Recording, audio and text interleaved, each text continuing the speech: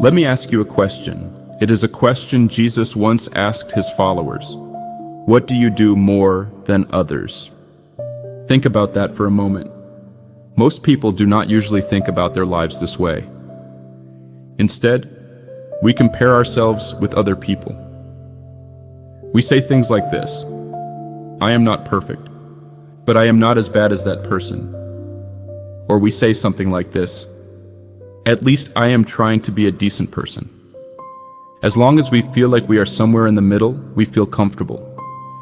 But Jesus does not ask whether we are average. He asks something much deeper. What do you do more than others? In other words, is there something about your life that is clearly different? Because of Christ. Now, before we go any further, we must understand something very important. Christians are not saved by good works. We are not accepted by God because we are morally better than other people. The Bible teaches that we are saved by grace through faith. Our hope is not in our own goodness. Our hope is in Jesus Christ. No one earns their way into heaven.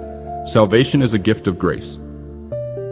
But here is where many people misunderstand the gospel.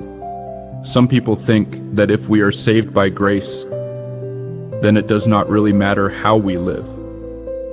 They think faith means believing certain things about Jesus while continuing to live exactly the same life.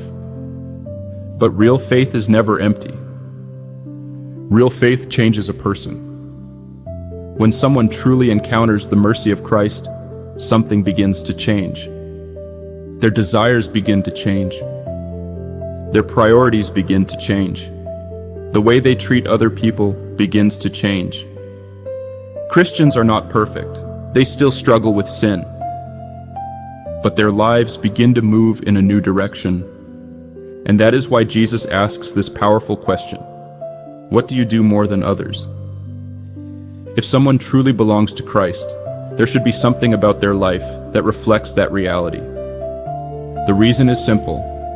Christians have received something extraordinary. We have received forgiveness. We have received new life. We have been adopted into the family of God. And we have been given the hope of eternal life. God places His Spirit within believers, and He begins to reshape their lives. If that is true, then it makes sense that our lives would look different. Jesus explains what this difference looks like. He says His followers must love in a way that goes beyond what is normal in the world. It is easy to love people who love us. Anyone can do that. But followers of Christ are called to love even those who treat them badly. Christians are called to forgive when others hold grudges. They are called to show mercy when others demand revenge. They are called to be truthful even when dishonesty might bring advantage. They are called to pursue purity not only in actions, but even in their thoughts. This is what Jesus means when He asks the question, what do you do more than others? Not more in pride, not more in trying to prove we are better than others, but more in love, more in mercy, more in patience, more in kindness. Jesus also says something very important. He says His followers are the salt of the earth and the light of the world. Salt changes whatever it touches. Light pushes back darkness. In the same way, the presence of a Christian should make a difference in the world around them. At work, at school, at home, in friendships, in the way we treat strangers. Our faith is not meant to remain hidden. It should shape the way we live. People may never see our faith directly, but they will see the fruit of that faith. They will see it in patience. They will see it in generosity. They will see it in forgiveness. They will see it in integrity.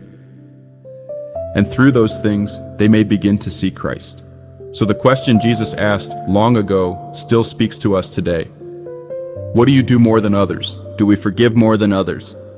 Do we love more than others? Do we serve more than others? Do we pursue holiness in a world that often celebrates the opposite? This question is not meant to make us proud. It is meant to remind us who we belong to. If we belong to Christ, our lives should reflect His character. And when people see that difference, something powerful happens. They see that the gospel is real. A life shaped by Christ becomes a living testimony of His grace. So today, let us hear this question again. What do you do more than others? And may our lives become the answer.